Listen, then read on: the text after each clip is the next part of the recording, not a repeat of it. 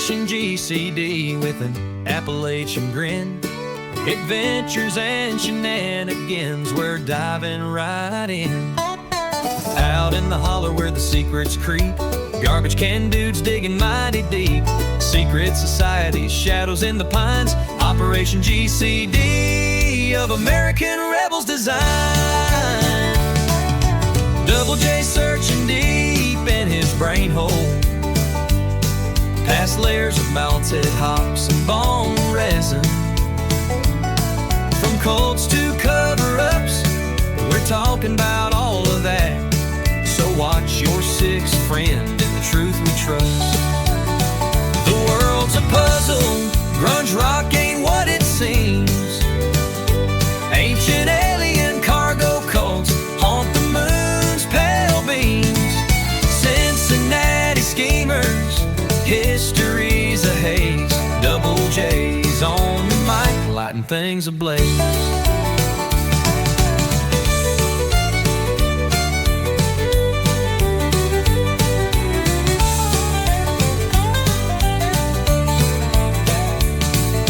Operation GCD with an Appalachian grin. Adventures and shenanigans, we're diving right in. Join us on the journey and enjoy the show. Thanks for joining us to get a little GC. Yeah, the world's a puzzle, grunge rock ain't what it seems. Ancient alien cargo cults haunt the moon's pale beam. Cincinnati schemers, history's a haze. Double J's on the mic, lighting things ablaze. Hell, the world's a puzzle, grunge rock ain't what it seems. Ancient alien cargo cults haunt the moon's pale beams. Cincinnati schemers, history's a haze. Double J's on the mic, lighting things ablaze. Double J's on the mic, lighting things ablaze.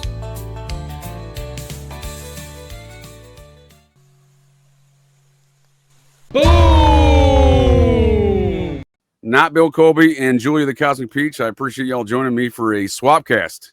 Operation GCD, Conspiracy Playtime, Cosmic Peach, triple swapcast. We're the dream team. This is a conspiracy three-way. Oh, I like that one. There you go. Yeah. Conspiracy three-way. Yeah. So, conspiracy.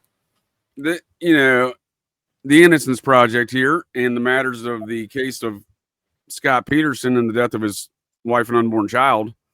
A lot of is the topic we're talking about here tonight, right? Scott Peterson got convicted what? 2005. Well, I think the murder went down in 2002, and then they drug it out. I think it was 2005 when the verdict was announced. I could be wrong about that. That's just memory shit. I think you are correct. So it was December 24th, 2022 was the alleged date. And I want to stress alleged date because when they started off the trial, the alleged date of the murder was the 26th. So, which is funny. We see over I would assert Scott Peterson did not do it. The evidence asserts the same. There's no evidence against the man, but we see a lot of the same parallels between this case and many other cover-ups and cases. So I actually want to start off this episode by saying, much like in the OJ episode, you guys are going to have to sell it to me because I think there's three camps that you can be in. Scott Peterson did it. He's innocent, and he was set up to make it look like he did it. Or Laci was never a real person and this is all just a theater show. There's three camps. Whoa, all right. Well, I haven't heard of that one, ma'am. So let's start with the theater show. Well, she came to that all on her own, too. Yeah, well, and I have a couple of pieces of evidence to maybe. I'm not against that at all. I like all these kind of ideas. Whatever works best as far as what are the known facts we can establish. When the known facts we can establish is Scott Peterson did not do it. The case is fabricated in every regard. So, and if we can establish that much, well, then what else is fictional, right? Where does the magic show end? It's really just two camps. It's this is a real story and there's a narrative going on and he's either innocent or guilty, or yeah, it's just fucking bullshit. I think he did it. If it's real. The greatest common denominator, if you may. I think he didn't do it if it's real. I think he did do it. We'll start off by letting everybody know that Juju is going to be teamed up on here. Yeah, it's 2 against 1, and that's fine because I told JJ when we did the OJ show that I thought he did it. Well, I find it interesting. I mean, that's what started the OJ show, and I keep getting requests for more OJ. Mm-hmm. Dude, not the drink, but more analysis on the case. I never told you this, but years ago, I heard you talking about Idaho 4 with Nick, and you mentioned the OJ thing, and I told Nick, hey, dude, could you like set me up with that JJ guy? I want to do a thing about OJ. And for years, he just like, oh, I'll talk to him. Oh, I talked to him. He said he's down. Oh, we'll set it up. So anyway, I thought that was really cool to see you and her do it because she came at it from the angle of thinking the narrative, the official narrative is real. But I find it interesting that Julia, I don't mean to talk shit, but this is the first time I remember hearing of any request to speak to OJ about it from anybody. I know that now. Trust me, I figured that out. Right. But it's because I just want to let you know I was by no means ignoring anything. So I mean, no. This is not. This is just it finally happened, and you did it with her, and it's a way better show than ours would have been probably because I thought you did it. So then, she brought her same thing, her same conclusion to this. So I just find it interesting that as a conspiracy theorist, when it comes to true crime shit, Julia just watches the documentaries. It's because I'm going off the information provided. But like with this one, if I made it, to be fair, they're very compelling magic shows. Well, he looks guilty highly financed, well organized, well perpetrated. Yeah, for sure, dude, for sure, and they do a good job. I mean, again, it's hard to defend a scumbag, right? I mean, again, let's be honest with you. Scott Peterson's kind of a scumbag. And that was in the defense. Garagos said shit like that, defending it. You got to recognize the facts, though, right? I do agree with Garagos in that regard. If you want to try to, he's gotten shit over the years. He's still, that clip I have, he's still defending Scott Peterson today. So he's always defended Scott Peterson. And some folks have said he did it in the wrong way. I don't think so. He was up against a fucking mountain, and it's the same thing with Brian Kohberger. The media convicted him. Nothing in the courtroom did, So there's a lot of similarities there. I think Garagos actually, in my opinion, was in on the Scott Peterson setup because he ignored key fucking witnesses. He ignored stuff that went on with the cadaver dogs. He could have admitted a lot of stuff in his defense that would have made Scott look a lot more innocent, and he didn't. You make a fantastic argument, sir. I'm in the same. That's where I sit. All of you things you all have said so far about this case, I sit on that same position with Idaho 4. I can't confirm these people are actually dead. There's no record of any of their deaths with any outside of what law enforcement, who's provenly lied across the spectrum of activities, has said. There's no independent, verifiable evidence of their deaths. There's no probate court cases for their estates to settle their debts and their monies, which they did have properties that's documented, so like vehicles and whatnot. So that's weird. There's no burials. There's no funerals. All 4 victims were allegedly cremated. There's no photographs or videos of anyone taking bodies out of the house. There's all the evidence of the crime scene photos now do not comport with the video or the written reports. They do not comport with the 911 call, the leaked 911 call. That's not official. That's still never been officially out. So we see all this magic show that goes on and a lot of distractions. I said the same way in this case, though, I did with that one is, defense attorney Ann Taylor did not. She did a great job in many respects. Well, much like I say about Garagos, but yeah, there's a lot of holes there, man. There's a lot of holes there. I kind of want to walk through the timeline, and I'm going to tell you as the timeline unfolds why I think he's guilty. And you can just debate me and tell me how wrong I am. But that's a great way to do it. I like that. It worked out well with the OJ stuff too, man. Yeah, because I think as the story progresses, in my opinion, he just looks more and more and more and more guilty. So are you going to... I don't disagree. He didn't do himself any favors. And if I may kick it off on that note, so let's imagine a scenario where this dude did not do it, right? Which is, again, all the evidence supports that. None of the evidence the state provided, even the fictional shit, really provides anything better than what would be described as circumstantial evidence. And even that doesn't fit the chronology of events that he was we know where Scott Peterson was. Like they just squeezed stuff in there and ignored known facts of where his locations were on that day that they alleged that the murders occurred on the 24th. Because after the trial began, they argued in the opening statement the murders occurred on the 26th. They moved this shit back during the trial, not during the investigation. So I know why they did that too. What's that, sir? I think I know why they did that. Why is that? Because the timeline with the Medina robbery did not fit the time frame, and they even fucking said first, those two guys said, you know, they didn't deny doing the robbery, and then they said they did it on the 27th, and they were like, well, the Medinas were home from their Christmas trip like late the 26th or early the 27th, so you couldn't have robbed. And they're like, oh no, we did it on the 26th. And then the official story became, yeah, there's fucking camera crews, all that shit going on the 26th. Why would they be across the house robbing it? So it's like they hadn't gotten their story straight. And I didn't even know that they did that in the opening statement. So that makes sense to me. That's exactly what went on there. Yeah. And if you look at the rest of the details and how they even got to that point, it's ridiculous. So it is the home across the street got robbed, and those guys were apparently suspects at some point in time, those two robbers. And one of them made statements about her interacting with her, Laci Peterson, while in the course of that robbery, on a jail phone call, and then they destroyed it. That. Yeah, the state. We don't have that anymore. The lieutenant of a correctional facility called the prosecutor and the cops and the defense. I don't know. Did they call the defense on that one? I might be mixing shit up, but I think he did.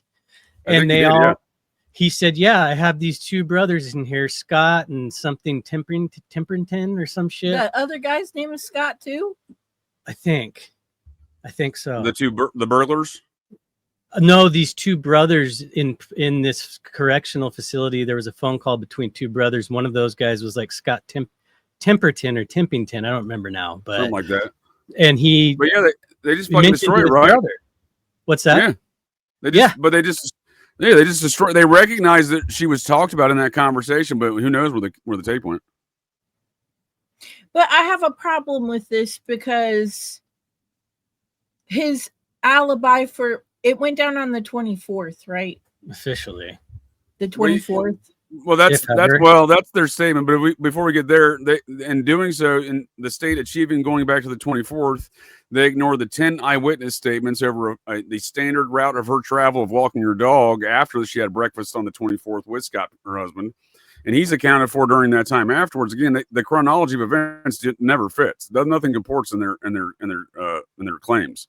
But they have 10 eyewitness statements claiming they all saw Laci Peterson walking that dog. See, I only know about two. Still on its leash. So, okay, why did he tell everybody? Why did he tell everybody that he went golfing and then later told everybody that he went fishing? Well, I'll get to that in a second. That's a good question. Because again, the guy is a scumbag who was cheating on his eight months pregnant wife. That's my thing. Is he probably was fucking around? Yeah, you think that was the only girl he was banging? He admitted later on that it wasn't. I don't know if he meant at the same time, but he said there had been others, and he didn't really specify, as far as I know, what that meant. No, there was evidence of others. Again, he admitted so. Again, the state focused on that Amber Frey lady because they needed to focus on his alleged obsession with her, of which there was no evidence of that. So, but to the fact that if the murder did occur on the 24th, you'd have to ignore, and the state did, 10 eyewitness accounts of that normally see Laci Peterson walking her dog on a normal route. The dog's later found on its leash outside by a neighbor. All fucking muddy. Yeah, I mean, so if Scott Peterson kills her, then how do you have to account for the dog and these eyewitness statements, and then you have to account for her going home after that, and the forensic data of their computer showed search results for sunflower dresses or something like that, which is something everything was sunflowers with Laci Peterson. Somebody was searching sunflower dresses with sunflower patterns on it, at like 1 o'clock in the afternoon on the 24th. So then you have her that one during the time of that robbery, right? Do you know how they explained that one away? I think they just ignored it.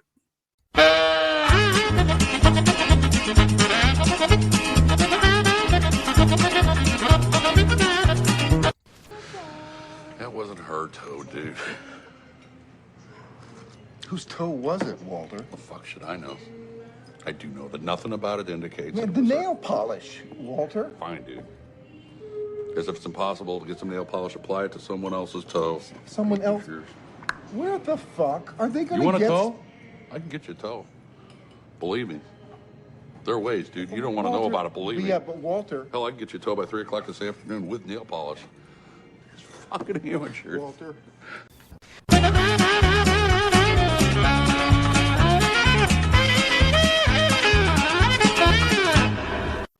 Because why did he lie about going to the golf course? I have a theory on all of it where I think it makes perfect sense what Scott was up to and why he lied and why he knew his wife was either missing or dead. And why, like, they said Laci had a doctor's note that she was supposed to be on bed rest, that she should not have been walking the dog that day because she was having fainting spells. Well, regardless of all that, we will talk about that. I think Scott Peterson, he was working for this fertilizer company that opened up a new thing, and they were selling androgynous hydroxide. And Scott had some neo-Nazi witnesses come forward and talk about conversations. It looked like his parents were laundering money through the kids. Yeah. And let's unpack that for a moment, sir. We're dealing with a case in Modesto, California, the meth capital of America. Methamphetamine is one of the primary products, is what you just identified. In the production and manufacture of meth, you need those chemicals in that fertilizer. Yes. And you're right. His father got him hooked into these things, and his father and mother run an interesting import-export business out of San Diego. And they're buying their kids. One of them, like one of his half brothers, is basically a retard, and they were buying, and that's the one whose ID he had, I believe. And they were buying these kids' homes and then switching whose names the mortgages were on in very odd ways. And then you got to account for the fact that all these people he's running with, he's going to Fresno a lot. I think Scott Peterson he pissed the wrong fucking people off, and they fucking gave him a choice, and he opted out, and they killed his fucking wife and kid. If this is real, that's what I think. I think you're onto something, sir. I think that's certainly. I'm not exactly in the complete agreement with your assessment, but your general assessment, I am. If there's something going on here, if it did happen for real, he pissed somebody off, and drugs were involved in the meth productions, and these white nationalists you're talking about. That's a major epicenter of activity there with all that, dating back to the Manson era when he was running meth with the Hells Angels through that region. Yes, I think it's all the same playbook there, and I think it's the same network. Same network. Julia talks about how there's this note from the doctor and all this stuff, and that's maybe true. But speaking of the baby, people have pointed out that she would have been 31 weeks along when this happened, and they find like a pristine looking newborn. Then they find her body. Now they said the baby was like 36 to 37 weeks. They said 38 weeks. That's what, yes, but how far along was she when this kidnapping or whatever went down? She was 31 weeks along. That is true. Well, let's put a pin on that, because that's the forensics that everyone ignored. So there was some distinct differences in decomposition between the alleged torso. That's what they found, and then they would later claim was DNA through blood and DNA. They proved that was Laci Peterson's torso. That came up from the water, allegedly anchored down by some concrete anchors built by her husband, allegedly, again, not proven. But the baby, it seemed to actually have been given birth at some point and been lived longer than its mother. Yeah, and I was trying to talk to her about this last night, because it gives a lot of credence to the fact that she was held longer. I mean, they didn't find her body till April, and they're like, yeah, the ocean is unforgiving, and she's missing extremities and most of her organs. Never found her head. Now that looks to me like that's not something the ocean did. She was part of a ritual, part of what they wanted us to believe happened to Sharon Tate kind of thing. And maybe the child was kept alive and killed at a later date and thrown in. And then she always, when we were talking about this last night, she brings up, well, why would he have been at that bay? And I said, of course, if the people see that's where people are going to believe, that's where they're going to dump the body, is where he said he was. So it doesn't make him look guilty. Exactly. So everyone uses that against them. And the same thing with Koberger. If you have no evidence, that's evidence against him. And if you have evidence of him being somewhere, well, then we'll put the evidence in that area. So everyone knew he never lied to law enforcement about any of his activities outside of this claim of the fishing and the golfing thing that Julie's mentioned. I do think that's the most interesting portions of his tale, because the rest of his chronology of events to law enforcement, he's not a good liar. It's proven to not be a good liar. The only thing, because he tried to lie, the only thing he ever tried to lie about to law enforcement was his affair, and they quickly found that out. And then, to me, the anchor thing, I think he may have been dumping product or something for these fucking people. That's what I'm saying, dude. You have, well, first of all, so you have, in the production of methamphetamines, you have, with all these chemicals, I've never made meth. I've never even seen Breaking Bad. But, brought to us by one of Charles Manson's friends, Bryan Cranston, friends with Charles Manson. His words, not mine. They knew each other. Anyhow, strangely, why is it always Manson's buddies why is it always processed fuckers bringing us all this degradation to society? Weird, right? So, there's a lot of byproduct. So they have to do something with that. You can't just go throw it in a waste. You got to have, where'd you get all those chemicals you're dumping? Oh, I make meth at home. You know what I mean? You got to do something with it. So what's a great way to do it? Build some concrete anchors, go throw it in the ocean to one of your dudes who's out there fishing every week or something like that. Because the guy is a big fisherman. His first date with Laci Peterson was fishing. I'm a big fisherman. I live in a van down by the river. I'm a fucking mountain man. I've never taken my first date. Well, I was married for 17 years, but never taken my first date anything to fishing. But he didn't have the boat. He bought the boat the day he told Amber Frey that his wife was dead. So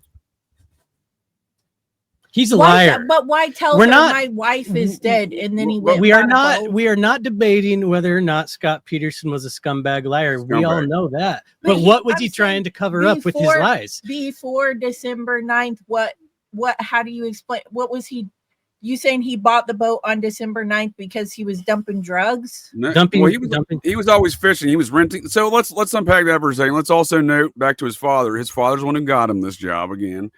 And let's also note that for whatever reason, I don't know. So the state tried to pretend like this identity that Scott Peterson had created for himself with Amber Frey on those recordings that they had her do, right? Which he, again, was very apologetic to her for lying, et cetera, et cetera. You know what I mean? So there's a lot of things that can be said about his behavior there that doesn't really yield or point to him being guilty. But it was framed that way, and they were framing it as an obsession with this lady. And again, he, by his own admission, was banging other ladies. And again, he is a scumbag. But that's what I mean. So what other scumbag activities is he into? So if he's always fishing, so he's renting boats, he's doing these other things. He's going to Cairo. He's going to give me 1 second. My dogs are getting outrageous. Give me 1 second.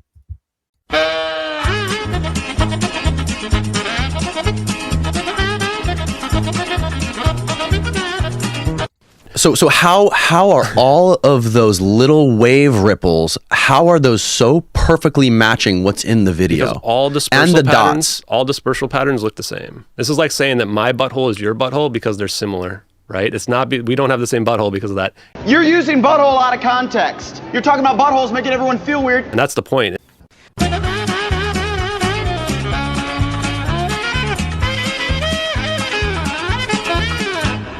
Oh yeah, so when we're trying to parse out what Scott Peterson did or did not do here, I mean, he's obviously hiding shit. Again, what is he hiding, right?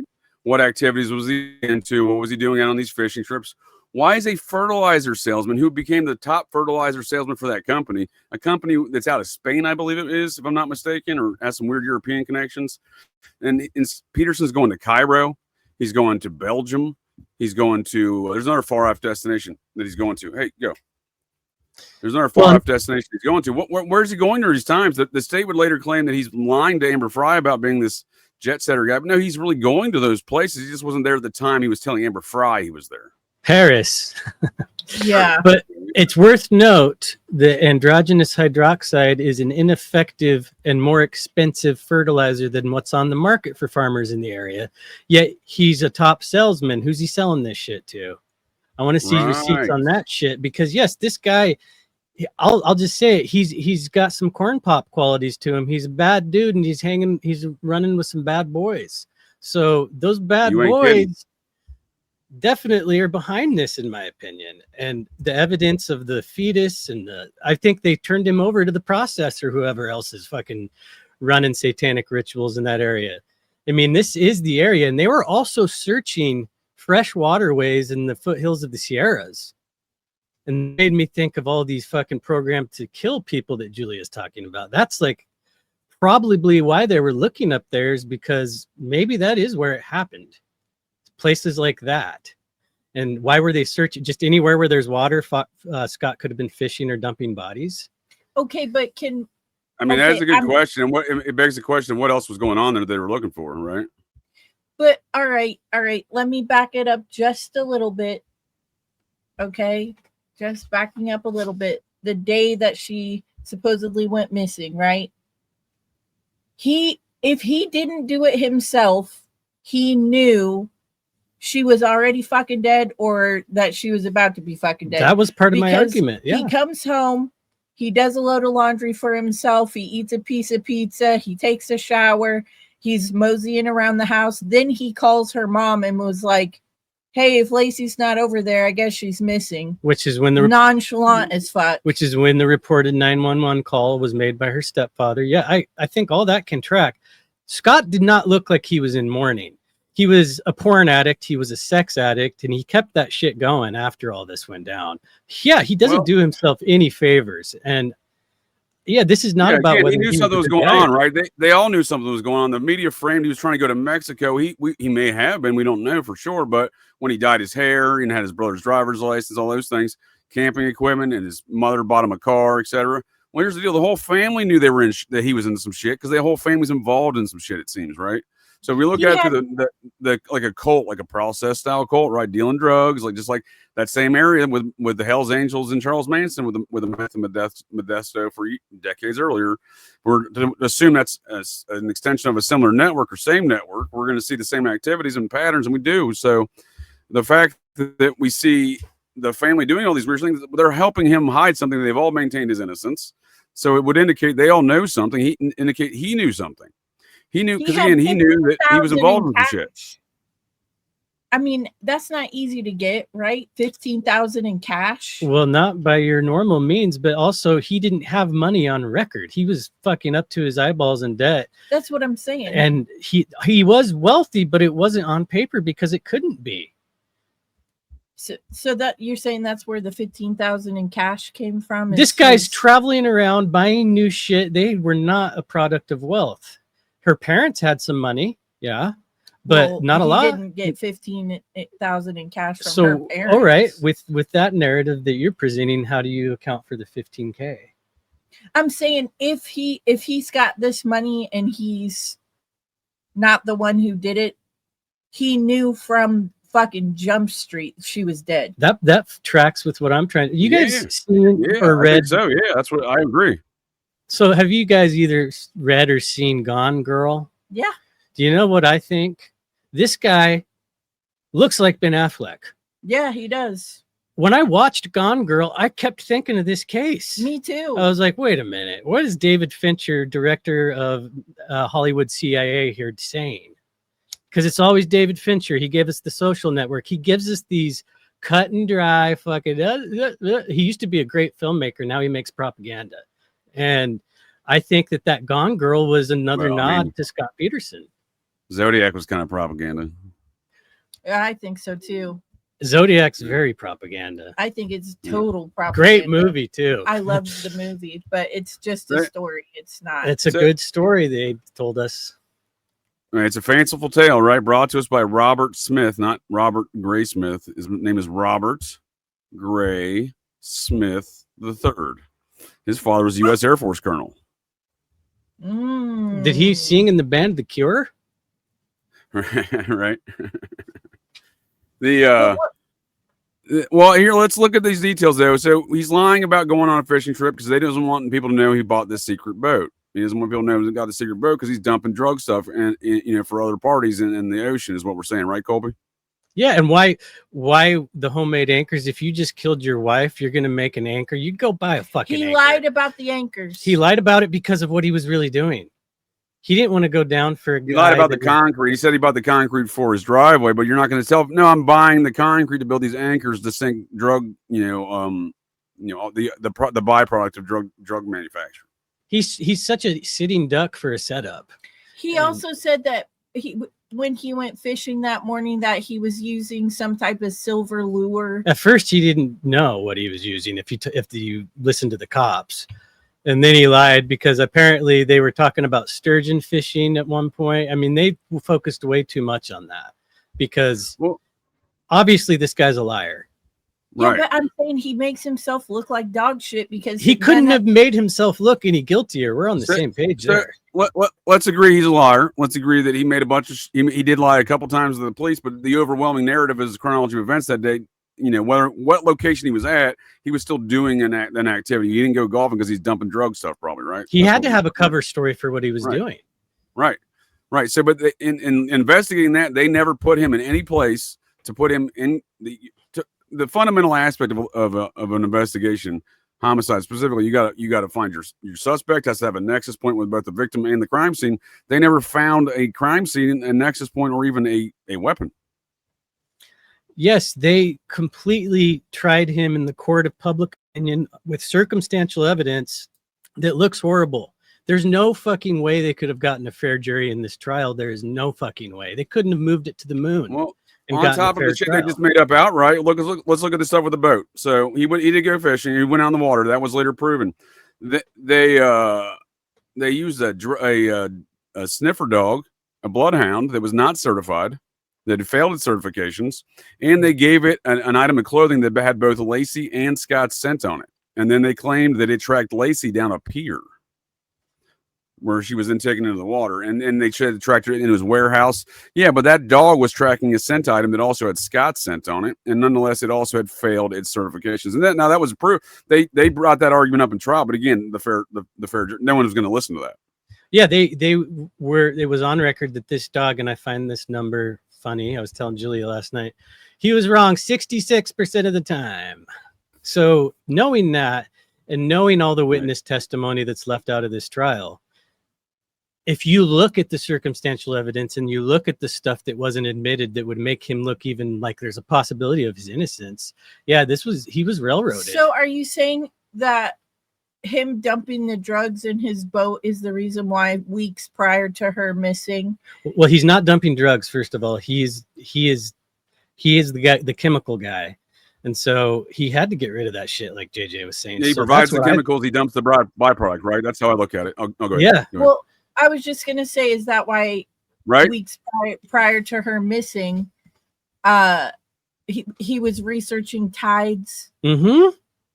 He's dumping something. He's not dumping a body, though. He looks guilty if you know the mainstream, but you don't know what this guy was really up to. Yeah, he looks guilty. If we're going along with the Gone Girl narrative, though, do you think the body that they found was even Laci? I think it's a little nod and a wink. I don't know exactly what it means. They didn't find a head. Okay, they didn't find legs, arms. All they found was like tits in a stomach. Yeah, that shit was fucking sacrificed to Moloch. We'll never find the head. Okay, but I'm saying it begs the question, though, Joey, to answer your question. It begs the question when they do present later forensic evidence claiming they did DNA testing and confirming it was Laci and Connor, right? The baby and the mother there, the bodies they located, the torso and then the baby. Well, are we to believe them when they've lied so many other times across the case? So you're saying that might not have even been. I'm saying I'd like, once they lie so many times, man, it's hard to believe them when they make that conclusion later. When we can point to things that they demonstrably lied about, and the state would not, obfuscated items from the defense. For example, there was much like the Koberger defense or the case, the Koberger's defense requested 24 times for discovery.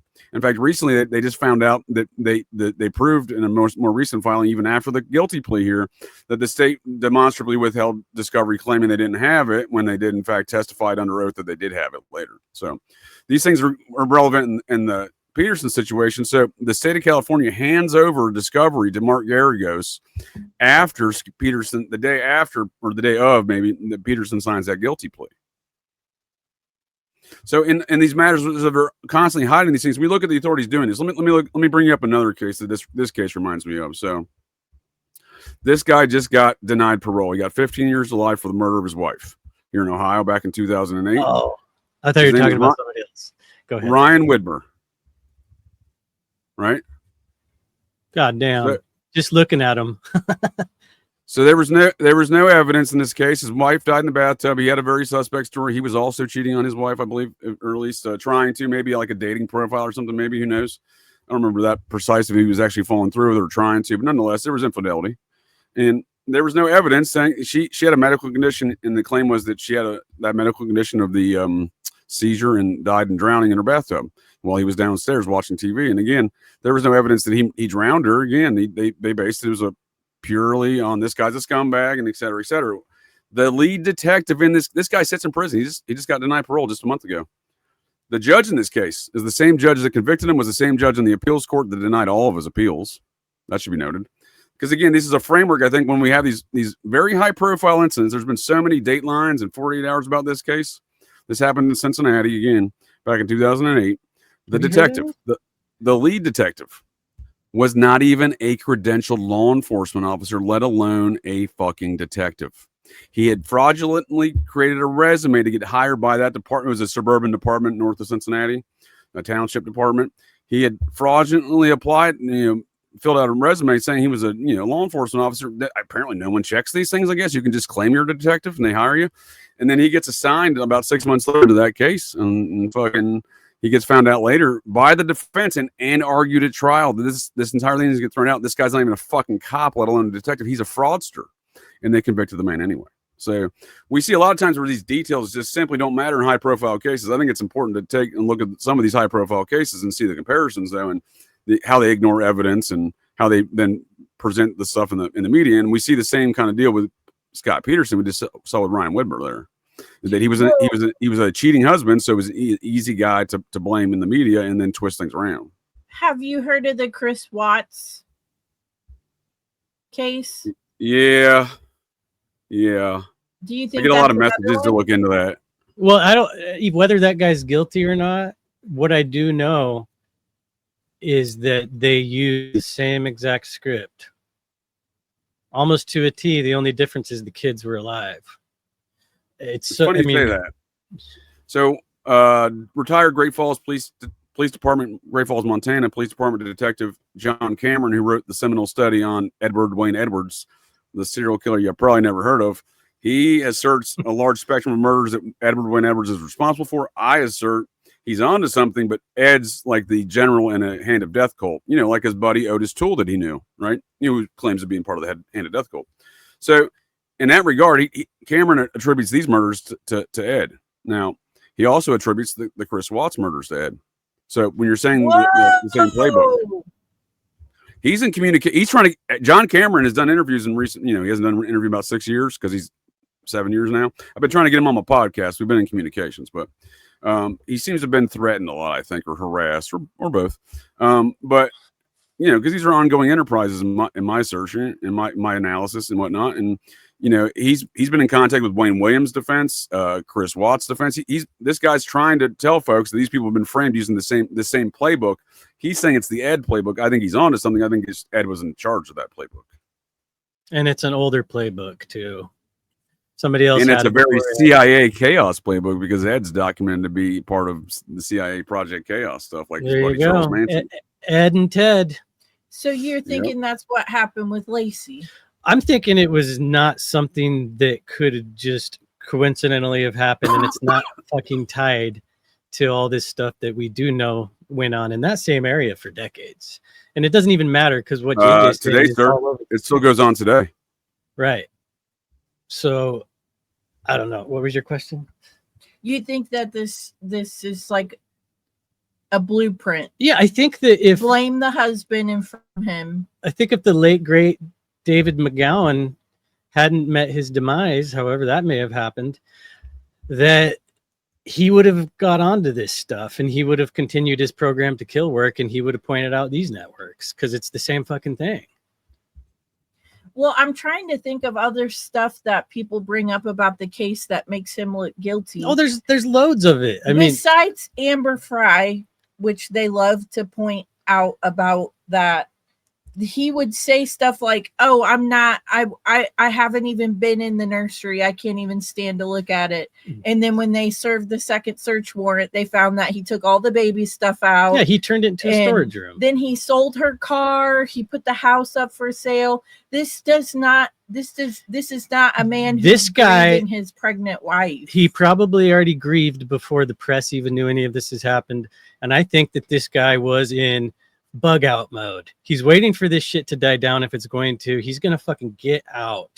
And he tried, right? The whole family knows shit has hit the fan. They're probably all in fear for their lives. They don't know where it's gonna end. And they don't know that if Scott goes down, that he's not gonna fucking talk. They probably wake up every morning going, "Is today the day that Scott really says what happened?" And implicates all of us. And that's probably part of it too, man. So let's look at I'm going to answer both of your all's points there, if I may, and let's look at some of the chronology of events here. So, for example, he was renting cars and going to the bay when they were doing these searches. Well, he didn't want to go there in his own car.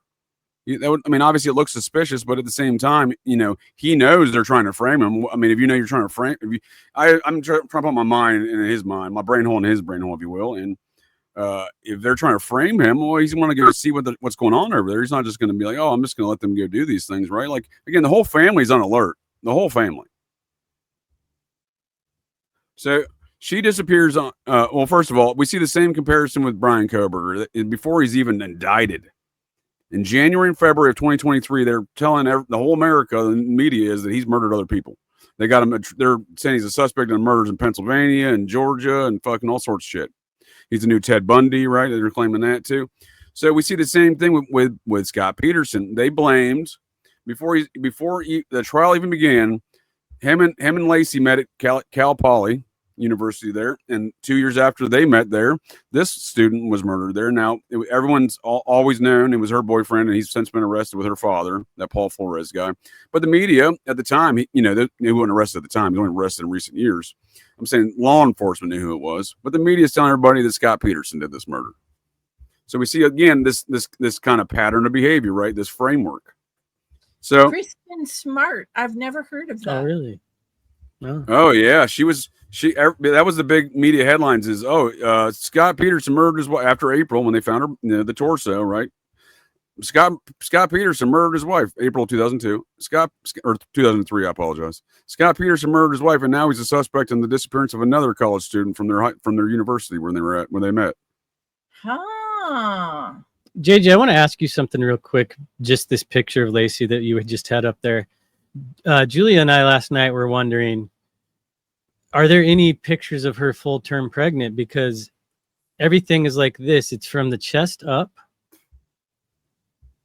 I've only ever seen one, sir. Yes, to your theory, this is not a real person. I know. I like addressing all these theories as we're going through that. Well, they could easily fake a pregnant photo. That's the other thing. We just talked about how with JJ actually how they have fake bumps and fake fucking all kinds of stuff with pregnant women. Watch a movie where someone's pregnant. Watch Meghan Markle walking around. Well, just don't watch that movie with Charlize Theron because she gained a 60-pound beer belly and she did not wear a fake baby bump.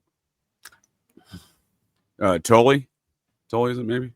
Oh yeah. So I've only ever seen one other photo than this one where she's laying and appears to be full term, and she's laying down on a couch, and you can kind of see the belly hanging out of a t-shirt. Mm-hmm.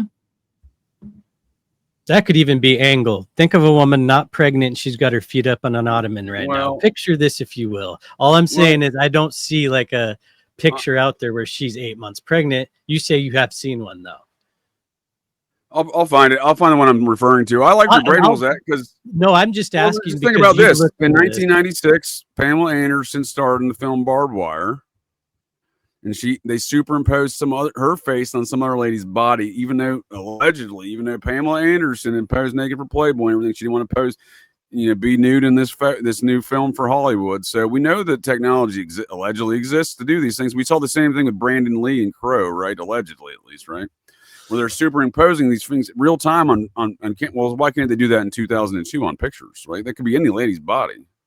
Right. John Bonet, I know you're a big fan of the John Bonet case there, Julia. Well, in the book by Gary Singular, he writes about the at the time they had hired a hacker. The prosecutor's office there, I think it was the PD. My apologies. No, the news did. The local news hired a hacker to show them what was going on with this child pornography stuff around these beauty pageants, and they were taking actual photographs of the young girls and then superimposing their faces on young girls' bodies. So they had found evidence of such with John Bonet, I believe, of taking evidence of her picture being distributed like that with, superimposed allegedly, right? Yeah, 100. Well, not that I've seen the pictures. I'm just saying this is what reporting of Gary Singular is pretty trustworthy source in regards to his reporting. Yeah, well, I was just gonna say, if we go on the theory that Laci, this whole thing is staged and it never happened, I haven't seen one ultrasound picture. I never saw one iota of a baby anything in this entire case.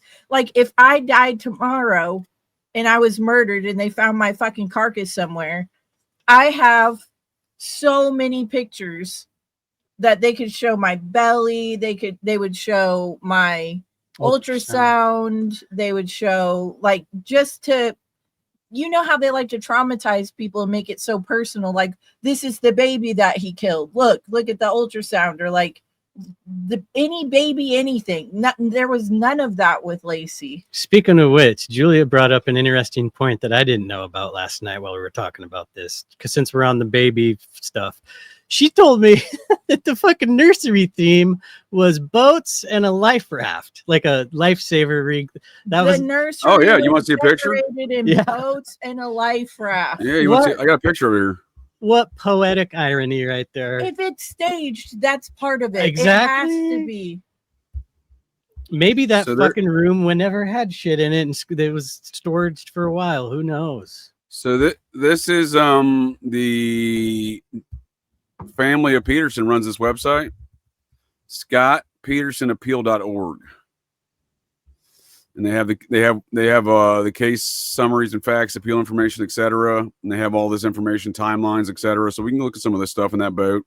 And the Laci sightings, right? Again, some of the evidence that was ignored, not entered into evidence. Again, so what we're saying here also in regards to if this was all, a kind of a fictional event, right? To distract from something else in this maybe drug network. Let's just say, let me pose this for example. Where's my brain holes at as you're just saying these things, like, something goes on in this drug network and they got to do something to distract things from it, right? So they run a fake operation of sorts for whatever reason that we don't, the unknown reason they have to do it, the motivations behind it. But I can make that same argument for the Idaho 4 cases because, again, there's no evidence there. Are they running that operation to deflect from something else within this Iran-Contra kind of drug smuggling process, Churchian efforts? Because there's connections to all of that with Idaho-Contra, as I call it. So I think that's interesting to note, because if we're going to look at that and take that into consideration, well, then the family's still part of it by running this shit, right? By even running this website and shit, right? Yes, I just, as a little tangent, I was going to bring it up a little while ago when Amber came up. She was exonerated as soon as the cops found out about her. They heard her story out. This is what they say. They heard her story out. They publicly announce Amber Frey has come forward. She's been honest with us. We're exonerating her. She's not a suspect, but she lawyers up and gets this high profile celebrity lawyer. Why did she lawyer up? They say we are not looking into her whatsoever. She's cooperating with us. There's the Prego pic. Yeah, I mean, that's an interesting point, man. It's an interesting point. Well, in your opinion, why would, in these circumstances that they set out for us, why does she need to? I mean, I agree. It's not a strong. There's not a strong case for to get an attorney in that respect, other than just and protect this her rights, high-profile celebrity attorney.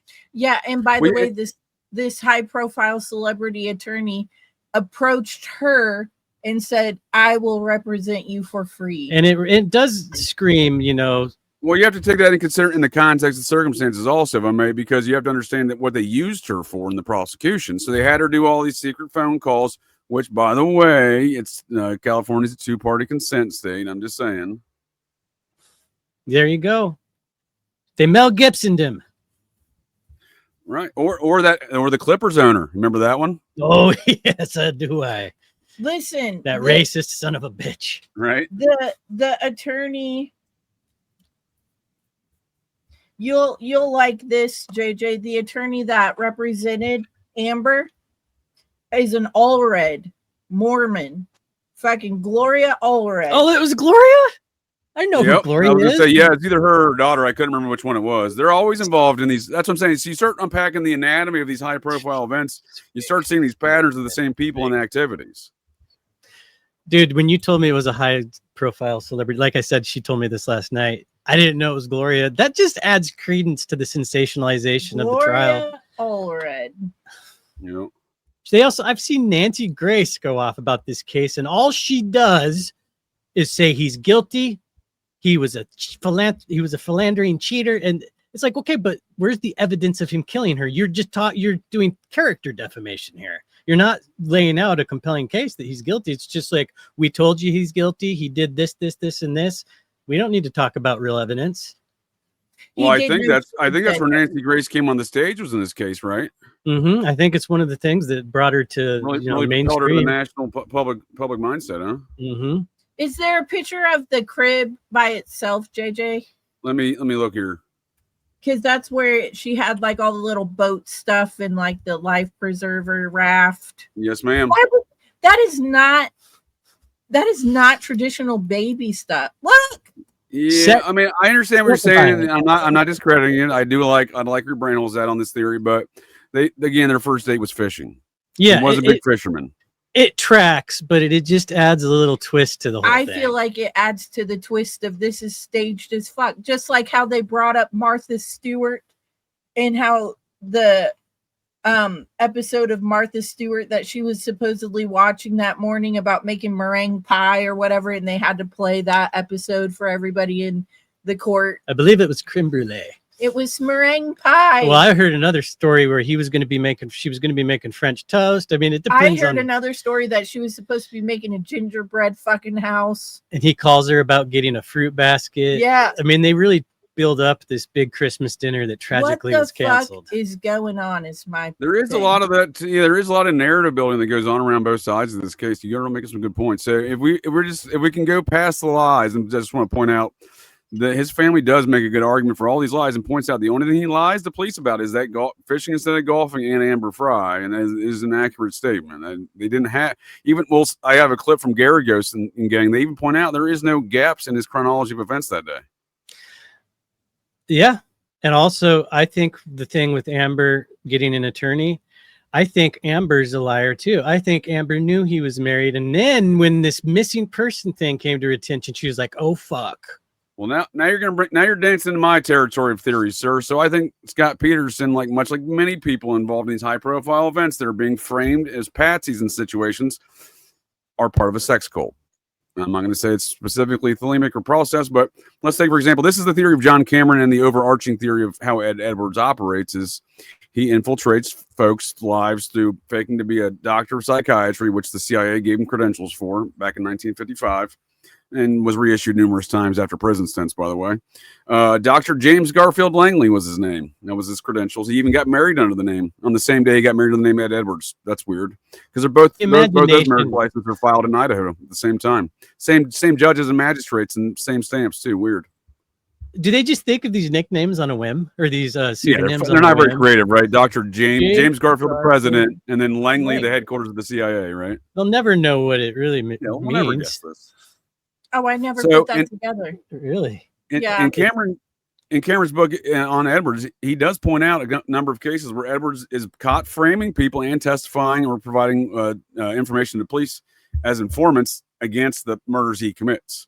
So in these theories, if he was to set up, and he set up, Cameron makes a very strong case for this one, because Ed's psychosis or psychopathy was diagnosed at the age of 13 when he was also diagnosed and given an IQ test of 132.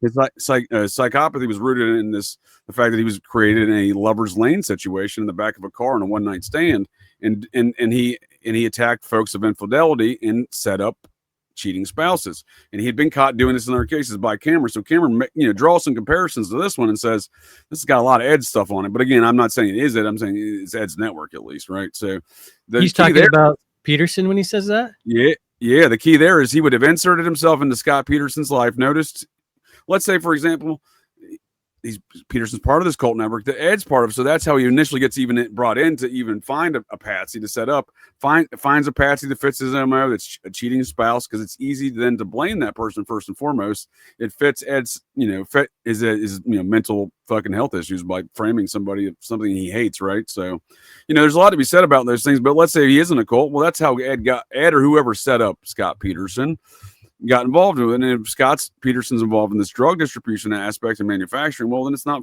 that big of a jump, I don't think, to assume he's in a sex cult when he's got all these, female partners. Or processing style situation, right? So what's your opinion on Amber then? Because you said I was dancing in your brain hole on that. Yeah, I think she's a whore. I think she's a dirty whore, and I think she was used by the state for the state's ends. And I think most of what she said later was to fit their narrative. And she did all these recordings with him between December and April. She did all these recordings, and none of the shit even he says seems to indicate he was guilty of anything other than being a cheating spouse and a bitch. Peterson, that is. And a fucking processing drug runner. That's what I'm saying. Yeah, he's a perfect patsy. He's a dumb and depraved. We know those things, right? He's not that intelligent. We know he's depraved. So he fits the mold of somebody who would be involved in that. He's got a number of cheating with a number of women. That's another characteristic then we could throw in that bucket. He seems to be involved in the meth production. That, again, Charles Manson and the Hells Angels were doing meth in Modesto 50, 60 years ago, right? 70 years ago now. So times haven't changed much. I think it may still be the same network. And speaking of the Idaho 4, the victim's family, Kaylee Gonzalez, her father, who wears Hell's Angel, they do family photos with Hell's Angel stuff on, and their family photos up there in Coeur d'Alene, Idaho, a few miles away from that Aryan Nations compound, those Nazis, no big deal. They're from Modesto, and his brother's a confirmed Nazi in prison for murder. So I don't know that all of these things are all that disconnected. Well, if I can just be honest with you, Amber looks like, Laci was beautiful if she was a real person, but they pull out these pictures of Amber and then you see her and it's like, where the fuck did you get this one from? She looked like she had like bleach blonde hair, big blue eyes. Oh, trash. She looked like they may have found her in the valley doing porn with that Twin Rays lady. Yeah, that's what I'm saying. Is she looked like a porn star, didn't she? That's what I'm she saying. looked like the girl next door. No, in your porn searches, the girl next door. The trailer park next door. What's that? So the trailer park next door. The girl in the next fucking trailer. Yeah, the double wide down the street. So, in the idea that this is a fictional event, where else would you find a compromised individual to play the part? The porn industry, great spot. You're looking to recruit somebody for that role. It's a great spot. She really does look like that, though. And then her attorney, like I said, I'll represent you for free. Gloria Jello-I. I didn't know that was her. That's blowing my mind. Yeah. Oh, fuck. So I'd like to look at a couple clips from Garagos, the guy who represented Peterson, who maintains his innocence today, and has made some comments recently since Peterson's case has been picked up by the LA Innocence Project, which is different than the original Innocence Project. But again, back to this whole network. What's that, sir? I said, and the Innocence Project will be the very first to tell you that's not us. I know they do, right? So I think that's a good thing to differentiate. So we see the Innocence Project's born out of the Orenthal James Simpson case, and is not his dream team, his nightmare team. And we see a lot of bullshit around that connecting to the Idaho 4 case too. Just saying. But we see this organization by his attorney Barry Schreck was created to suddenly use all this newfangled technologies and forensic evidence and DNA to exonerate folks. And when they've since 1992, or when they created themselves there, I think have exonerated less than 200 people. This is from the OJ trial. It's where it was born out of, really. So Barry Schreck started the project right before the Orenthal James Simpson case, and then joined that team, and this was really propelled him into the international fame of this project. But the one that represents Scott is different. Yeah, that's the LA Innocence Project. That's correct. Yes. So the original Innocence Project took in $20 million in 2020, and that's a lot of money. And the way they spent it's very interesting. And No, you go ahead. I after we're done talking about the Innocence Project and get back to the LA, I'll make my point. I just want to get a quick. I want to make sure my numbers is correct because I haven't looked at them in a few years, but I feel like a number of years ago they had like 238 total exonerations. So it's important to consider that because no one wants liability. The states don't want liability. Here we go. I'm sorry, I was off by a factor of 10. It's 2,939 convicted defendants who were exonerated through DNA. So, that's important to note though, because what are they doing with all that money? And no state. So let's just say Scott Peterson did not do it. As I started off this conversation, that's my position.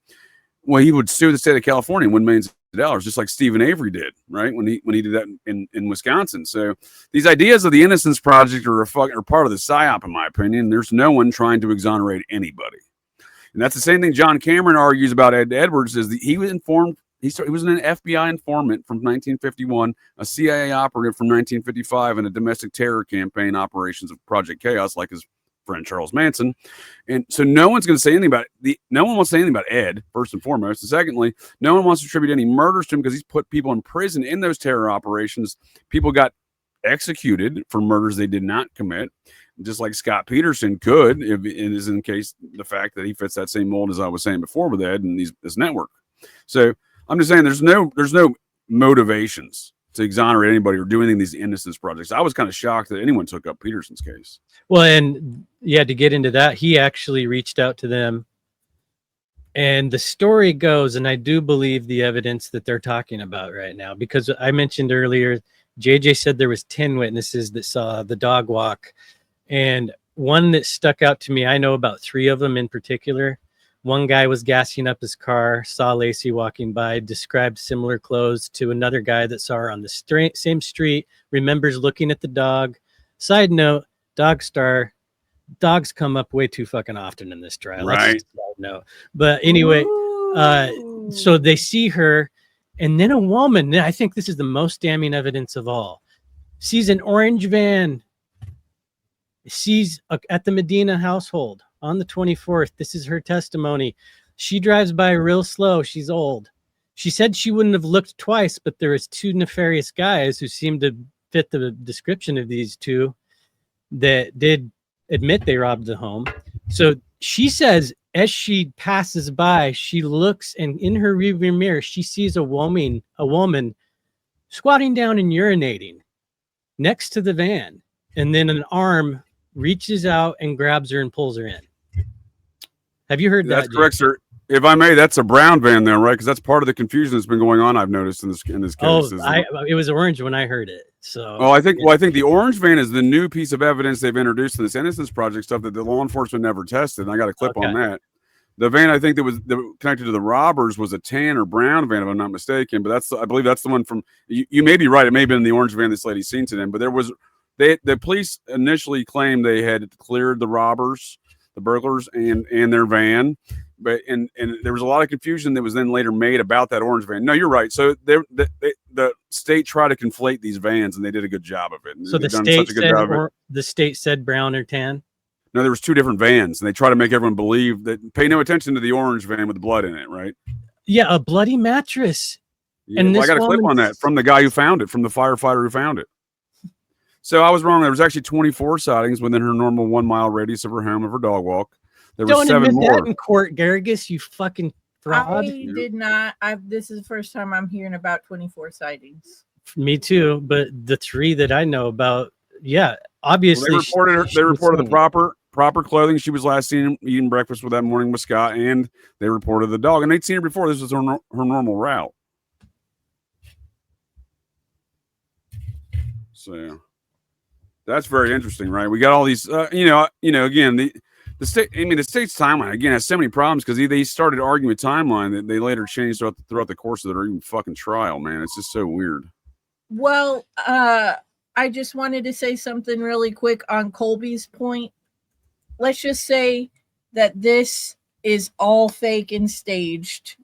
Fake engaged. Okay, but let's just say that, right? And like the weirdness around, like, where's the ultrasound pictures? Why was Why is there conflicting information about the torso versus all of it? Let's just say it's all fake, and that's why it doesn't make sense. And you mentioned how often the dog comes up in this case. Guess what the name Connor means? What? Irish dog? Lover of hounds. Come on. Lover of hounds. All right, Julia, can I ask you at this point? I'm dying to know, are you still, where are you at? I'm starting to think this is all theater. Okay, but let's theater. pretend it's real though. Is he the killer? No, because she We did it, JJ. We're not even done yet. Nice. Well, I'm with you on that. I'm starting to think this may not be real, because when you're talking about high profile celebrity attorneys, I mean, look at so we got Allred on one side, we got Garagos on the other. You know, he was already defending Michael Jackson before this trial, right? Or was he the Jackson attorney later? I might have gotten those mistakes. No. I think it was before, and Robert Downey Jr. as well. I mean, this guy was right. Yeah, that's right. Oh yeah, when Robert Downey Jr. woke up in his neighbor's son's bed. Oh yeah, that's normal. Yeah, that was and now he's a vegan, fucking telling us all how to live. Fuck that guy. Yeah. Dude, Downey Jr. wakes up down Malibu Beach, and not even his next door neighbor, just down the beach neighbor's bed of their 12-year-old son. And he's like, "Oh, I thought this was my bed." And go fuck yourself, Rob. When you said that thing about the dog star. Well, yeah, the Connor thing I didn't even know about. Lover of hounds. Yeah, dude, that's wild, dude. Well, I mean, that's a great. All these ancient alien cargo cult fuckers, they all love Sirius, the dog star. So it's an interesting point. Fuck. So here, Garagos is going to tell us about this new LA Innocence Project here, and then he's gonna go over some of the salient characteristics of why the state their bullshit case and the evidence that they didn't have against Peterson and the evidence in his. The exculpatory evidence, if you will. For murder trial. Mark, thanks so much for being with us. I'm way too fast. My apologies. I could probably play this at normal speed, I think, on News Nation. Probably. Yeah, I think we're allowed to show it's news. Imperative to point out that I hope so. It's still America, Project right? That picked up this case is a completely separate entity from the storied, reputable Innocence Project that we all know. The storied, reputable Does that Innocence change things Project. at all in your mind and the strength of this fight? No, not really. The Innocence Project that picked up this case was formed a couple of years ago in Los Angeles, and has somebody who used to be at a project, the Loyola Law School where I went. AJ, pause it for 1 second. It never mind. appears that they've been doing. Oh no, my bad. work. I was rolling a doobie. I was just listening. I got lost in the sweet lullabies. I interrupted you. I interrupted you because this is all sideways, right? Just like his fucking bookshelf. What the fuck kind of bookshelf is that? Yeah, that's a good point. He's sideways. Lifestyle. Maybe he likes to. No, I mean, again, dude, I don't have a lot of faith in this dude as being a good attorney. Like I said, the statements you make about he left a lot of shit out by putting on a good show, I would say the same thing about Ann Sailor's. All right, if this is fake, I just want to say, I said he looked so much like Ben Affleck with the Gone Girl thing. That could fucking be Ben Affleck playing this role with a fucking little double chin added with some prosthetics. I mean, honestly, I'd like to do an ear comparison. I like it, dude. Because this could be Ted Bundy, Jack Nicholson style shit. So what you're saying is, in this Gone Girl theory, sir, you're saying that the Gone Girl movie was depicting real life events, and they're just kind of bragging about it. A nod and a wink to it. I think that circumstantially, it's very similar. The story, like, you remember the scene where you're wondering if what's going on in his head, and he's standing out in his driveway at night. Then his fucking side bitch comes up, and he's like, "What are you doing here?" You're supposed to think that fucker's guilty through the whole thing, and then you find out the bitch isn't even dead. Spoiler alert, the movie came out years ago. So. My only question is, where does Neil Patrick Harris play into this? Okay, was he in that movie? NPH was definitely in that movie, sir. He was the one that got murked. She murders him. I forgot all about his role in that. That is Rosamund Pike, that scandalous bitch. The one that faked her death. So you're saying Laci Peterson faked her death is what you're saying in this theory? I'm saying it's a nod and a wink, but yeah, I'm saying it could just be the dog whistle to say, look again at Scott Peterson, because let's present a scenario then when they're both in the cult, and somehow the cult is going to frame him because he, for whatever impetus behind that, whatever. And let me give you an example of another circumstance where that may have occurred. So the Fight Club author, speaking of David Fincher, right? He did Fight Club, right? Yes, Wasn't he that did. Fencer? Yep. The author, Chuck Palahniuk's father, was murdered on May 28th, 1999 in Latol County, Idaho. The woman he allegedly met on a classified ad a few months prior, who was murdered with, the man in prison today, is her ex-husband, Dale Shackelford, convicted child rapist before he even married that lady. She was an attorney, met him in prison while he was on that rape charge. So, hard man to defend, but no evidence against Dale in any regards to the murders. And furthermore, Dale and his wife seem to have been part of this. Speaking of meth trafficking, he had a convicted kid diddler opened up a trucking company with his lawyer wife, transporting chemicals from the Ozarks of Missouri, common Aryan Nations hotspot, to Idaho, common Aryan Nations hotspot, and meth trafficking operations. And they all have sex cult stuff going on around him. He's got like 3 or 4 side pieces when it comes to trial. They all testify against him. The woman in the burnout cabin, though, with Chuck Palahniuk's father, the 2 deceased in this matter, the alleged ex-wife of Dale Shackelford, the kid diddling, apparently meth trafficker, sex cultist, she didn't have a uterus, or I'm sorry, disregard.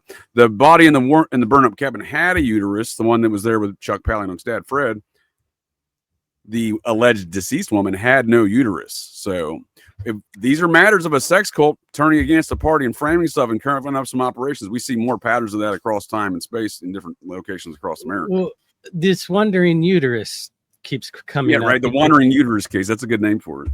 Because, I mean, that's a legitimate, we did that Insanity or mental illness series, and that was a real thing, but that they were saying made women crazy. But they looked at it as like a little hound dog that liked to roam around in the woman and it would make her crazy. But anyway, what was that?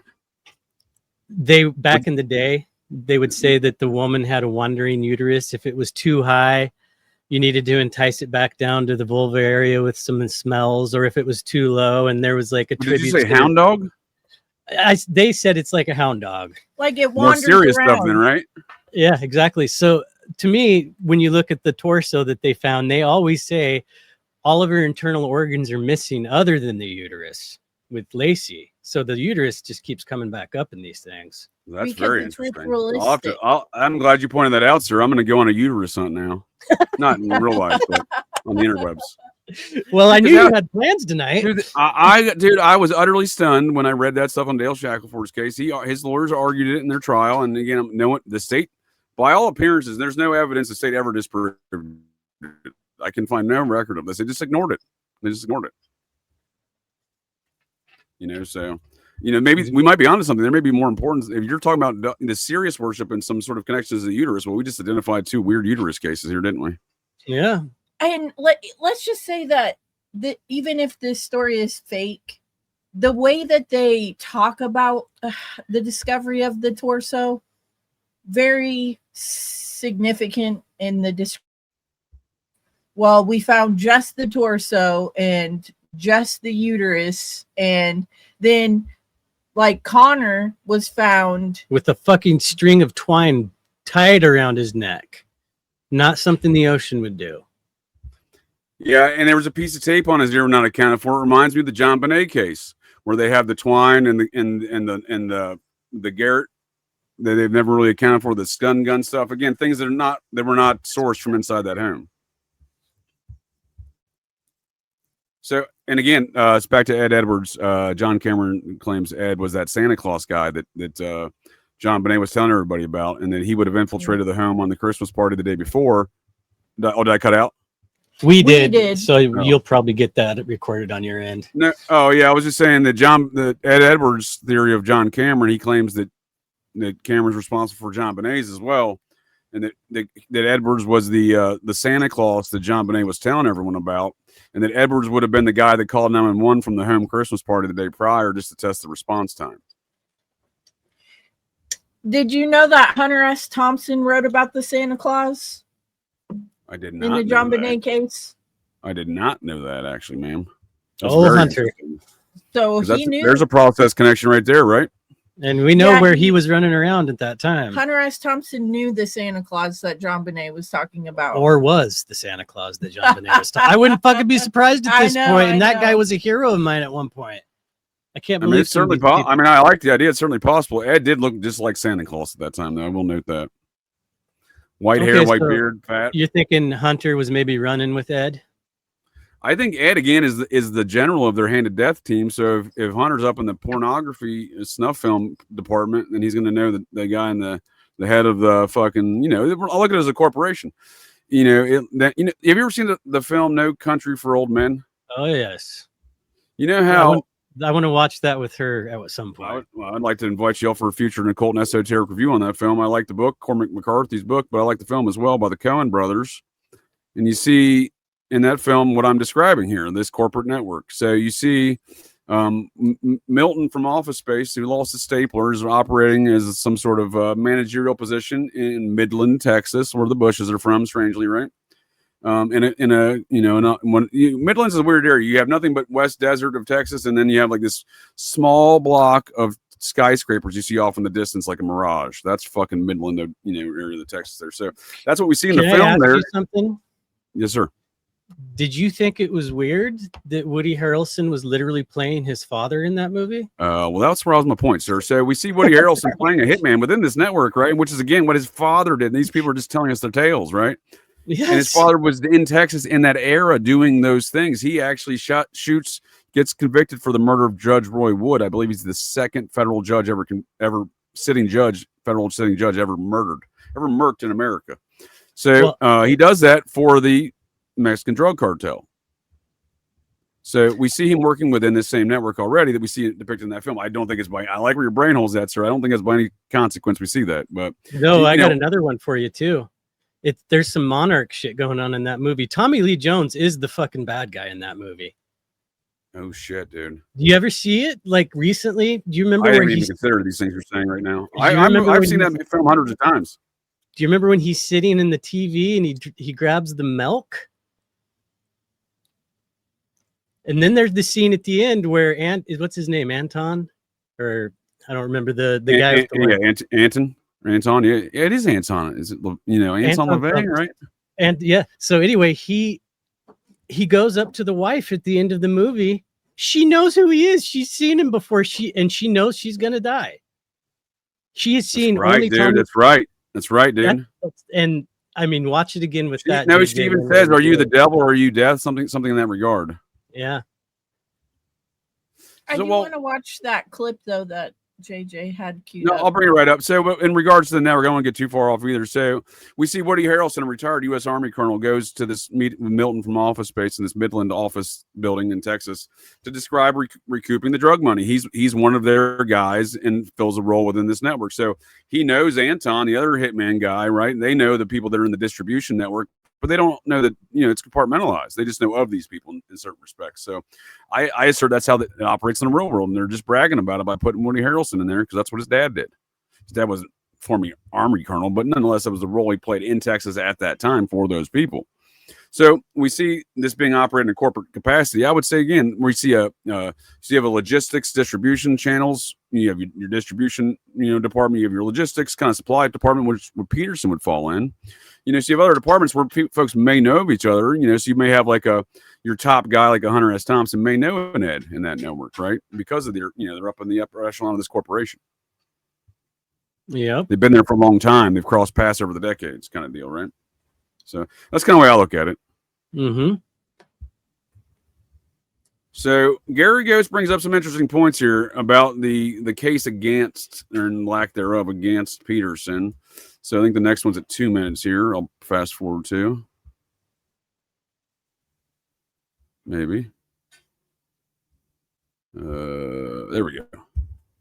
An unpopular belief to have. I mean, if you go through the so-called evidence in the case, I could debunk virtually every single thing, but people have, or a lot of people have, a visceral reaction to this case that does not correspond to the evidence. Yeah, this was one of those infamous cases that the whole country followed. Speaking of the evidence, I had a viewer write to me that it seems a lot of this hinges on the Medina burglary that happened, as well as the fact that police, quote, failed to investigate exculpatory evidence.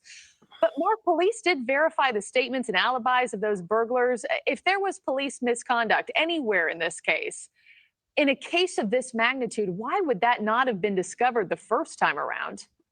Well, it actually was. The first No. time around, the officers were trying to say that the burglary took place on the 26th. Well, by the 26th, as you subsequently would know, most of the news media was already camped out on that street. You pointed that out earlier, sir. That was a very salient characteristic of the bullshit that went on in this case. Yeah, it's one of those big things that can't be overlooked. They needed to get their story straight and they fucked up. Yeah, but like you'd think they would do that during their investigation before he goes to trial. I mean, to me, when you're like in the middle of a frame up in real time, you're going to slip up sometimes. And when you get dates and shit wrong like that, the way they tried to go back and, set it straight, it just made it even look more suspicious, in my opinion. That's a fair point. I gotta let this guy out real quick. Give me 1 second. Okay.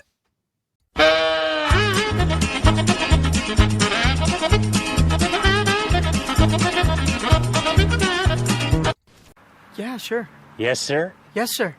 Now, did you say yes, sir? I think he said, yeah, sure. What'd you say, man? Well, I said, yeah, sure. But literally what I said was, yeah, sure, sir.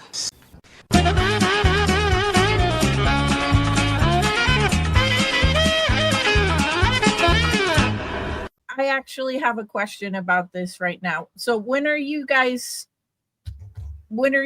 thinking that the burglary happened? The 24th? Whatever day Laci died or got nabbed. Yeah, I think it happened after 1 o'clock on the 24th when they had them internet searches. That old woman just claims it was Christmas Eve when she saw the nefarious action going around that orange van. There was numerous corresponding accounts that seemed to indicate that was in fact when it occurred. Okay. So the police would have you believe that, because again, there's so much narrative that was spun here. The facts from fiction is tough to discern, much like the Idaho 4 case. Yeah. And again, the exculpatory evidence, they didn't test shit and stuff like that. Same as Idaho 4. There was blood on that famous knife sheath that everyone talks about with a touch DNA that actually had blood on it from other males that was never tested. So unidentified, not Kohberger's blood. So not the victim's blood. So again, we see the same malfeasance by authorities, I think, as Garagos explains. While an entire media scrum was out there in the middle of the street, this burglary took place, number one. Number two, the other thing that has always irked me, the day the jury convicted Scott, the prosecution handed me discovery on that very day that he was convicted, where again, Idaho did the same thing to Brian Kohberger. A lieutenant at the Chino prison had intercepted a call from an inmate to one of the burglars who were talking about Laci Peterson and confronting her during the burglary. That tape went missing, and they never disclosed that until the day of his conviction. Well, there you go, sir. Colby, you were spot on with your assessment earlier. That has a very salient characteristics in the innocence of the fact that Scott Peterson did not do it and the malfeasance of the law enforcement authorities. How do you get a recording from these burglars, which they shitcoat the timelines and narratives around these burglars in the event? You know what I mean? They move all these timelines, and then you later have a tape that gets disclosed to the defense after he signs a guilty plea, but the tape's actually lost. I don't understand what the significance is of that woman saying Laci squatted down to pee. She's probably 8.5 months pregnant and needs to pee and begs the guys to let her pee, and they make her do it right on the ground. They don't want her to. She's probably trying to buy time, get back in the house, try to get away or something, and they make her do it right there. She gets spotted by the old bitch, and then they just yank her in the van, probably midstream. It's certainly a plausible scenario. And there's a mattress in there. Or maybe we'll see. They keep inflating these vans. We'll see in the next clip after Garagos the intentional conflation of these vans, which seems to me indicates there's a lot more to both of those vans. Because let's just say maybe both vans were involved. Maybe there was they switched vehicles at some point. We've seen that in Affleck movies. The Town, they do that in The Town with Affleck. We're basing these theories off of Affleck films. I'm just saying. There we go. Yeah, I hear you.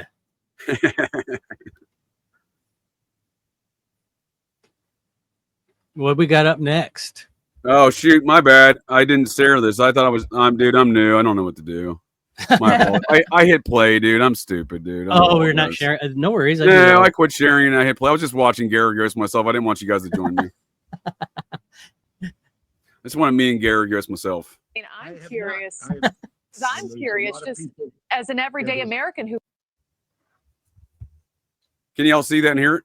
That he was convicted, where a lieutenant at the prison had intercepted a call from an inmate to one of the burglars who were talking about Laci Peterson and confronting her during the burglary. That tape went missing, and they never disclosed that until the day of his conviction. And I'm assuming, have you talked to the LA Innocence Project? I mean, I'm curious. I have not. Because I'm curious, just as an everyday American who followed this case, I mean, in their eyes, and you who just said, I knew the evidence better than anybody else. What's the smoking gun here? There you go. What's the smoking? I was waiting for it. I was like, here it comes. I knew it was coming. Possibly exoneration in the future. I mean, what's going to have to come forward for a new trial to actually come to fruition for Scott Peterson? Well, I don't know that I would be in a position to characterize what they think. I have always thought that the complete collapse of any kind of forensic evidence tying Scott to a crime. Remember, that house and that bay were probably the most searched and forensically tested two areas at the time. There was nothing there. So I think that's one of my biggest points right there. Like one of the biggest takeaways I have is when they do all this massive searching, you know, the amount of evidence they find, we found like this, you know, some of Laci's blood or hair on a boat and stuff like that, like one strand of hair, like even if it was there and not planted, like it's not unreasonable to believe that these married partners would exchange such things as transporting hair onto something, you know, another vehicle they go into. Again, it's not evidence of a crime. You know what I mean? They're not evidence of we found the murder weapon. He did this on this date and did these things. And then when they try to paint those narratives, they have to, again, as we've already pointed out, change their own theories mid-trial. Well, what do you think about Garagos? Like, I don't think, how can he sit here and say this? The discovery process, sure, but once new evidence comes to light and he waits until now to he's basically admitting that this did come out in time. Yeah, but let's imagine this scenario. If it's all part of, even if it's a real event or not, there's still psychological operations and a magic show around it to distract folks' attention from the real reality of the situation. So let's assume that, and he's playing a great role, right? He does his job well. He goes like this: "My work here is done." So you think that he's in on it? You think that he's in on getting Scott falsely convicted? Yeah, I think he was part of the railroading for sure. And then another thing, look at the dream team, as I call nightmare team of Orenthal James Simpson. The only person that cared about Orenthal James Simpson there was his pal Kardashian. Everyone else there was part of the railroad, right? Part of the magic show. But he was only given $1 million to do this case. And that might sound like a lot of money, but people like who've looked into these murders and like how the court stuff works, that's nothing. He should have gotten way more for this if this was legit. Yeah, and he's what's he done for him since? Again, I don't want to speak for John Cameron, but to my understanding from statements I've heard him make in previous shows years ago, the Ed Edwards detective, that is, he's reached out to all these guys like Garagos and gotten no response. So that should say something too. I didn't know that. Oh yeah, he's keeping the show going. That's for sure. Yep. He's got some more interesting statements to make. That they have recovered. They believe they'll do some testing there, and they have if in reading the motion, some other pieces of evidence that there appears now. Notice he says he's reading the motions. He's not involved in this case. He's just simply read that Innocence Project filing, and I've read the same thing. And again, this is the new van. This is not the old van, and we'll get it. He doesn't really point that out here. 20 years later to be techniques that can be utilized that will potentially point to a complete exoneration. I will say it again, and I know I've said it already in this brief time I've had it with you. There has never been any evidence as to how he did this, where he did this, or when he did this. Remember when this. And that was the point I was making earlier. There was, in standard investigation, you have to establish a nexus point of your suspect who committed this crime, the victim of the crime, and the scene of that crime. And they did none of that. And they also did none of that in Idaho 4.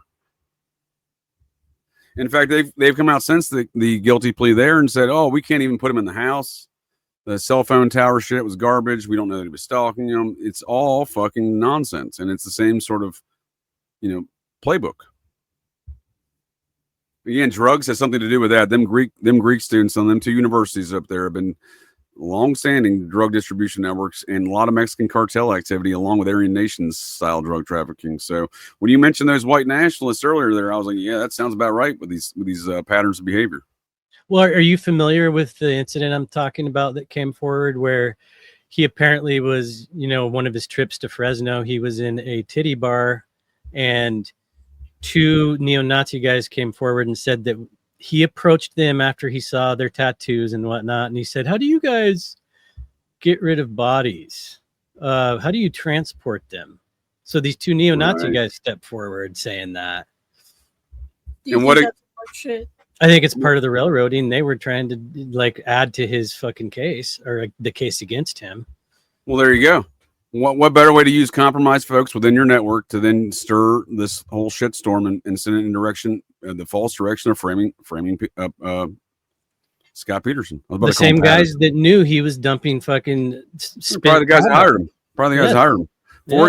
For example, in the Orenthal James Simpson case, two of the witnesses, besides Bill Colby, not Bill Colby, besides Bill Colby's son, Carl Colby, the primary witness, chief witness for the state against Orenthal James Simpson, they used Denise Brown, who was dating a confirmed mafia made man hitman, confirmed kills, had done time before then.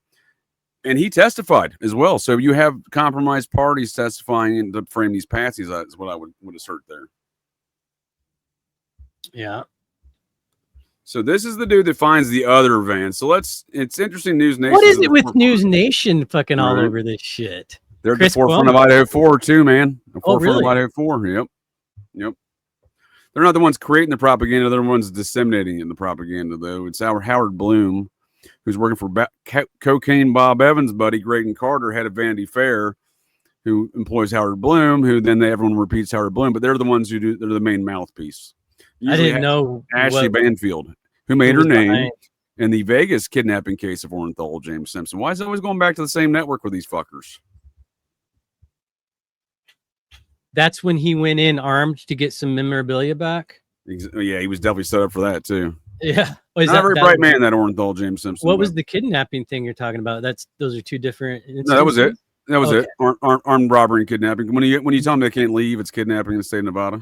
Yeah, he did false imprisonment or whatever to get his shit back. They may have been a false imprisonment charge. Kind of stolen memorabilia. So it is interesting, though, that people who perpetrate and control these narratives, and News Nation, as you point out, sir, is certainly at the forefront. And that's interesting. This ball bag too, Chris Cuomo, right? Yeah, but I didn't know who was behind News Nation. I've never really looked into them, but that's crazy. It's interesting. I think it's now that you mention it, I think it was the Tribune, if I remember correctly, the Tribune Media Corporation. It used to be WGN out of Chicago. They became News Nation, I believe. Down. Okay. Yeah, they got rebranded. You know what I mean? But again, this is incidental reporting. No one cares about this case, I assure you. And again, John Cameron's made those statements on his instances and trying to, bring justice to some of these matters. Even if he is wrong, clearly he's onto something. Peterson did not do it. But, it's interesting. Even though they're doing this incidental reporting, there's this ongoing shit coding between these two vans. The robbery van, which was a brown or tan one, and then this orange one. And we see this orange one's the centerpiece, as Garagos mentioned, in that filing by the LA Innocence Project. Maybe. There was a van, okay? An orange van. There it is. It was found a mile from Peterson's home. It was found by a Modesto fire inspector a day after Laci Peterson went missing. So what? Well, inside the van, there was a mattress. On the mattress was a blood stain. The inspector says it was human blood. Here's what he told GMA.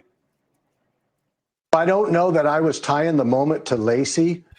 I was more tying the moment that it was human blood. It made it like this was much more important than just a I'm going to go ahead and say that was a comment that he was told to make, and that he was told you better not tell him you to connect to this to Laci from day Exactly. one. Yeah. I'm You want that bitch in there, pal. You better tell him you didn't connect this from day It one. would literally for any retard, and let alone a guy who's what is he, a fire inspector or something? Fire chief. He's lieutenant fire chief. Oh, he's a chief. Yeah, they hire retards to be the fire exactly. chief. Yeah, he goes to most because a lot of times they are the incident commander on scenes, right? When they go to a mass casualty event or a homicide, they're the ones that are calling the coroners. The police are oftentimes are not the ones who can't do anything yet. It's all medical focused at first, right?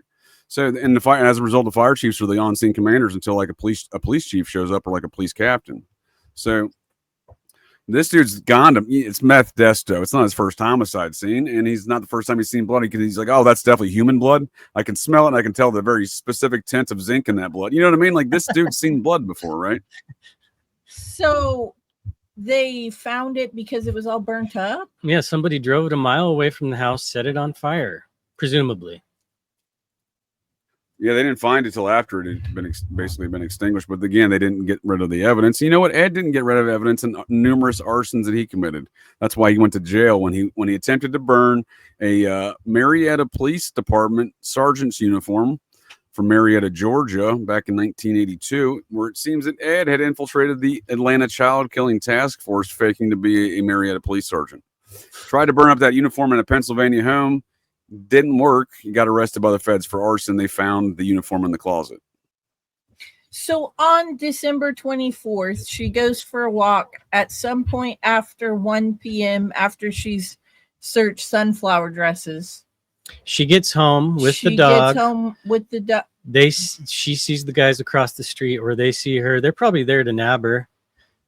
I've heard the orange van. I've heard people say that she approached them to be like, what are you doing in the Medina house? But it would be more like they were there to grab her, and then the robbery is just a red herring.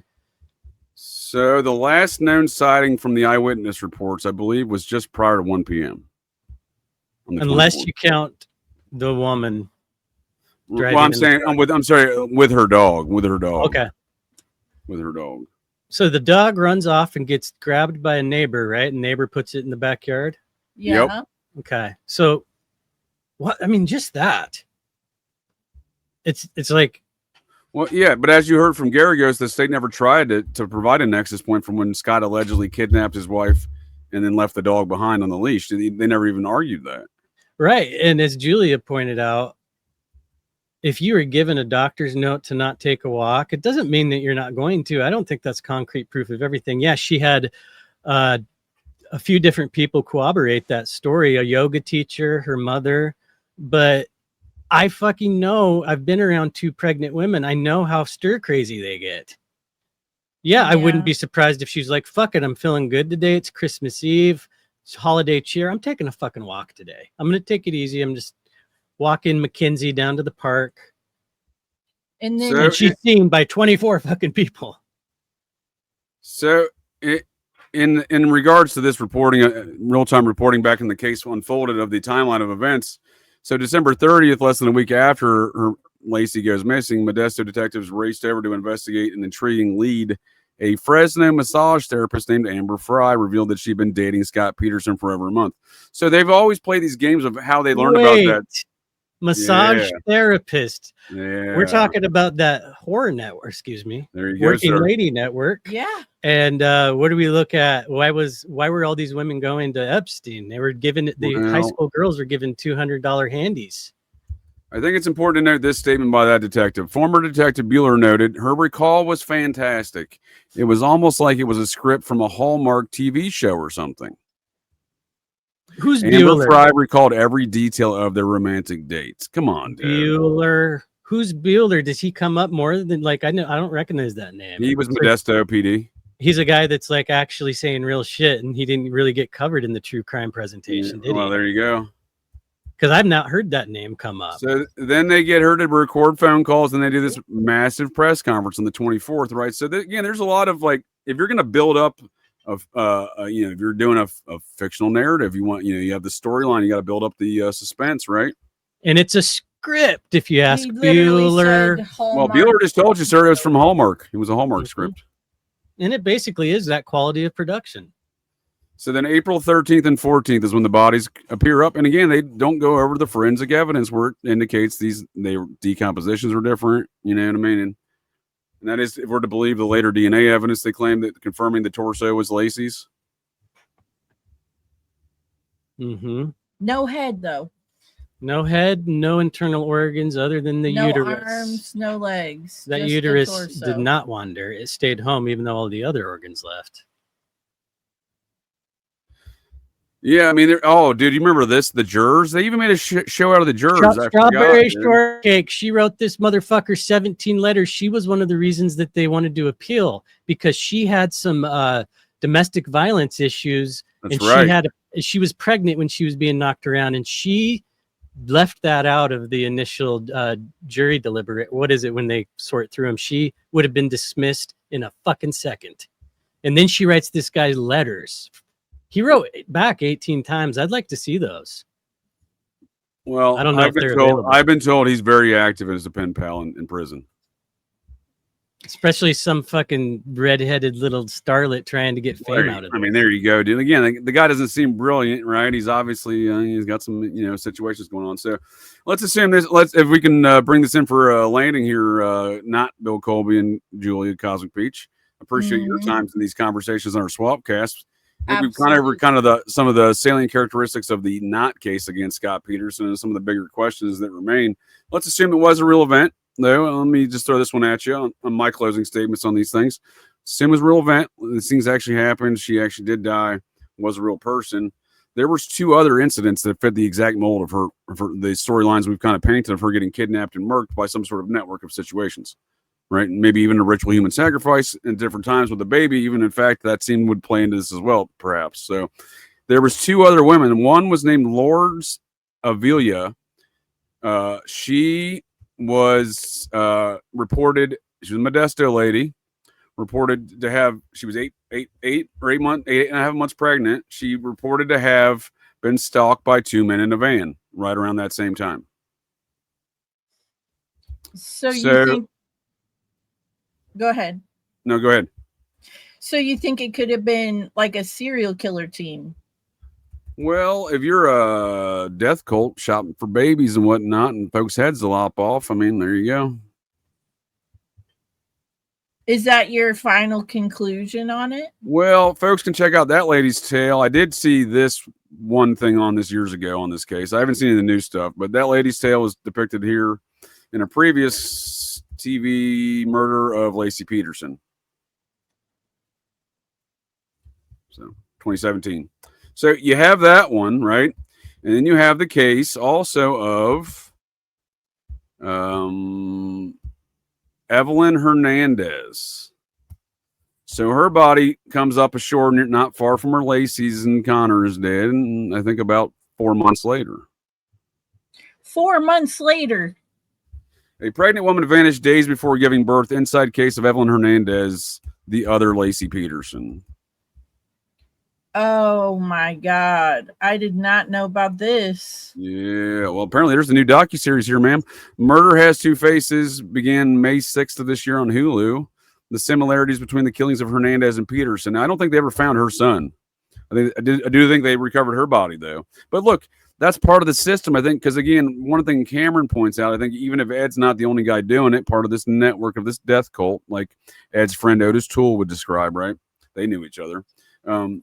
That is, you gotta bring closure to the event. That way there's no one searching for shit. So you give them the patsy, you give them the body, you give them a convenient storyline, you give them a great person to hate. It is an easy thing for folks to just accept. Wow. I'm reading a little bit about this Hernandez. This is crazy. Yeah. Look, on July 24th, 2002, Hernandez's body was found in San Francisco Bay, missing its head and several limbs. Just like Laci. John Cameron says this is also Ed. And again, I would agree it's the network and Ed's in charge of it, but it may not just be Ed directly. His lackeys. So yeah, we've established a pattern of behavior across decades, both of geography and time here tonight. We appreciate the conversation with y'all. As always, enjoy it. Real barn burner.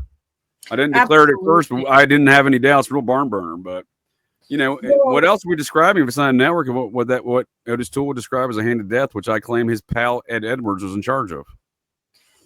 As my closing statements, I think this could either be all theater, or if Scott didn't do it, he knew from Jump Street she's dead. Suspending disbelief of this show thing, you really still think he may have done it? He was involved in some way. He had to have been. Not in some way as though he was actually involved in her murder, or he knew it was going down. He knew it was going down. He knew the details. He knew what was going to happen. No, there's evidence of that. No, it's a great point. That's a great point. There's evidence of that again across the spectrum of space and time here. Jay Sebring knew he was about to get murdered before he got murdered. So, and in fact, somebody cut the phone lines the electrical lines at his house. They thought they cut the power at his house and the phone lines the night before, like they did at the Tate Polanski house the next night when he got murdered. But they cut the cable lines. He had cable TV at a time when no one else did. I didn't even know that was a thing in the late 60s. I didn't know what? When you're top of this network dealing the drugs through his hair salon, his international hair salon, J. Sebring International, which upon his death was in fact taken over by the Process Church's own member and attorney, John Markham II. His cousin is still today in charge and owns Sebring International hair salon stuff. This hair salon of the stars in their products and their long-standing drug distribution, it seems. So that's a wholly owned Markham family Process situation now. But yeah, Sebring knew the heat was on, and he didn't know something was up. Well, I think let's just say Scott wasn't the one who actually did it. But himself. You're still thinking that's a possibility. I mean, he could have helped.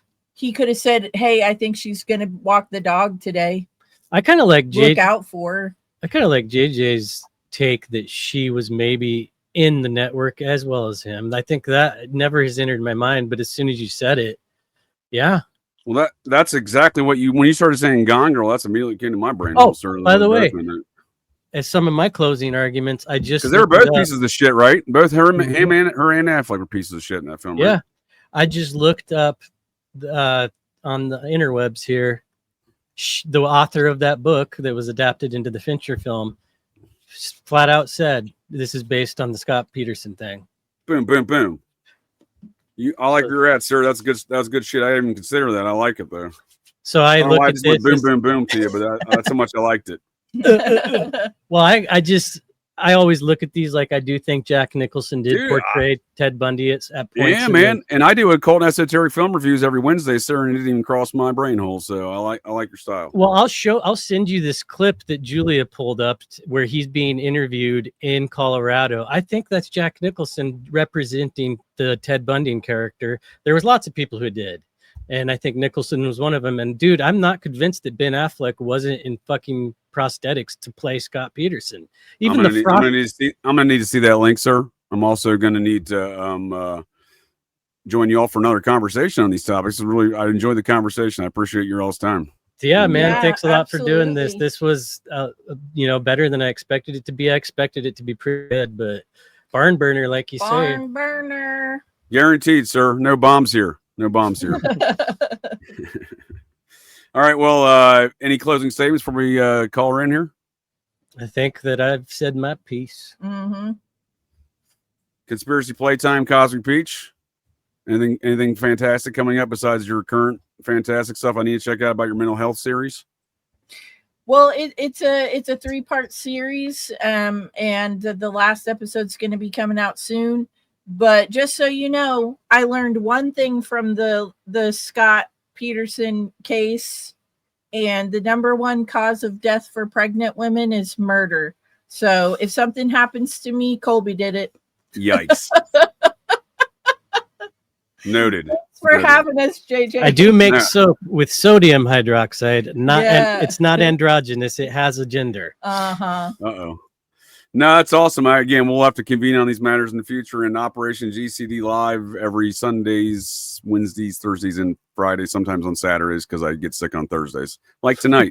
So I'm going to go do that next. But I look forward to our next conversations, and if baby Hank arrives in the future, congratulations. And before I talk to you next, congratulations. And I'm giving you a pre-congratulations. And there's a very good chance that the next time you talk to us, well, I assumed as much. Yeah, I assumed as much. So, and I know I've been through those endeavors of having a newborn. So good luck, best of luck in that. It's going to be a lot of sleepless nights, I'm sure. So I've been training. I'll talk to you some point in the future when you're all are back to having, some time to podcast here. But I look forward to our future conversations whenever that does occur. Same here. Likewise. Post birth of Hank here. Congratulations. That's awesome stuff.